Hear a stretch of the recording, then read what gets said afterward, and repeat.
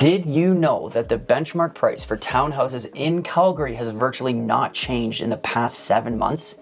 That's 2 months longer than condos. Wild. Hi, my name's Fyfe, your Calgary Realtor. If you're thinking about making a move or you just have some questions about the housing market here in Calgary, then go ahead and click the link in the description. It's the very first one. You may or may not have noticed, but it is Movember, Mustache November. Now, I have a platform and I'm quite excited to actually bring awareness to men's health by looking like my father in a couple months, or a couple weeks per se, and asking for some minimal donations. If you want to support the cause, the link is in the description, so go ahead and check it out. Okay, so here are the numbers for townhouses in Calgary for the month of October. This video is a part of my monthly series where I go over every property type in Calgary. So make sure to browse the channel for those property types and an overview of the city as a whole. But let's get this thing going. Now, we're going to start off by looking at the year-to-date stats package for all of Calgary, and everyone wants to know where the price at. So you can see that this is the 7th month in a row that townhouses have pretty much stayed the same, plus minus a couple $1,000s. Now, there has been some serious demand in this market, and I'm super stoked to see townhouses holding strong.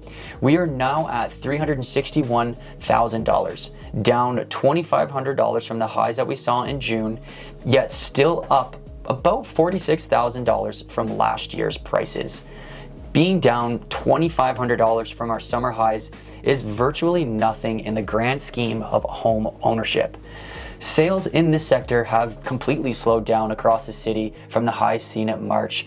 They're pretty much cut in half when you compare the two numbers. Days on market is still relatively the same at 37 days. New listings have fallen sharply, and inventory has also fallen sharply as well, which is really good to see. Now, just like most scenarios, all of these stats have fallen together, which has caused the price to practically stabilize. Now, let's remember that this is all of Calgary. Let's break it down into quadrants and get a better picture of what's actually going on around town. Next, I really like this graph because you can see the wild run up in price and then it leveling off over the last several months. The red line is price, the blue bar is inventory, and the green bar is sales. Now, you can see just how in sync inventory and sales have fallen together, which has helped the prices stay the same. Now, there's been a lot of demand for townhouses in Calgary. Even though the sales have declined, affordable product in Calgary has held strong.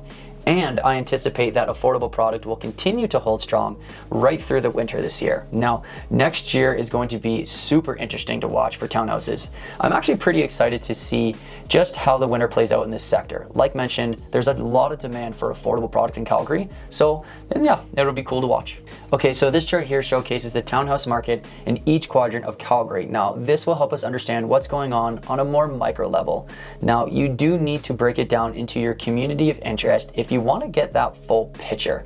So there's a lot of good information here, and you could definitely spend a few more minutes browsing through it, as I'm just going to go over some of the highlights here quick. Now, when first looking at this, everyone wants to know what the price point is in their community. So you can find that here. You can also see that the city center and east were the only quadrants to see an increase month over month, which is quite surprising to see an increase in the city center when the sales to new listing ratio was only 62% and the months of supply is 2.94.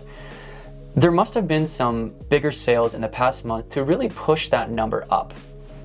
Besides that, most quadrants stayed the same, whereas townhouses in the northwest and west both saw decreases of 1.71 and 1.83 compared to last month.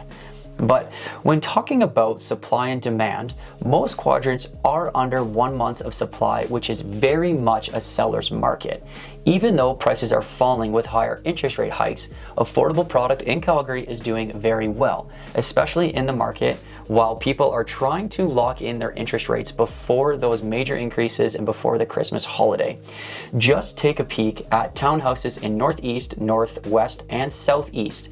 I guess south as well. They all sold more townhouses than were listed in that month. This is great time to bring up the fact that strategy is key in any market. Just because the overall price has stayed relatively flat or even fallen in some areas, not every situation is the same.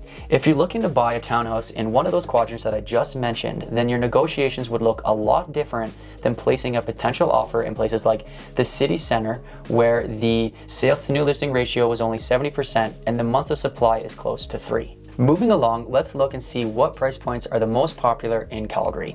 You can see that the $300,000 price point is by far the most active price point, almost double the closest of the $200,000 price point. Now, when comparing to last year, you can see a very welcomed increase in the sales in $400,000 plus price points. Moving along and comparing the year-to-date sales from last year, you can see that the townhouses have seen an increase of almost 1,400 sales, which is a lot for this sector. The $300,000 price point has pretty much doubled compared to last year. So if you're looking in that price point, keep that in consideration.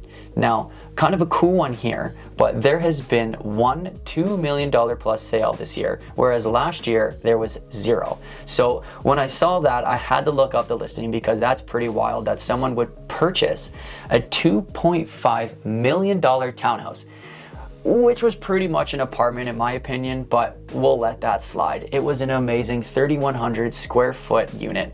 Commission on that was upwards of $100,000 with the bonus. So fairly mind-blowing. But that's all I got for you folks. I plan on doing these videos every single month, so make sure to subscribe for this high quality insight. Feel free to book a call with me if you want to dive into these numbers in a lot more detail, as this was only a brief overview. There is still a lot to unpack here. So make sure to subscribe, make sure to donate if you want to watch this thing grow. So until next time, peace.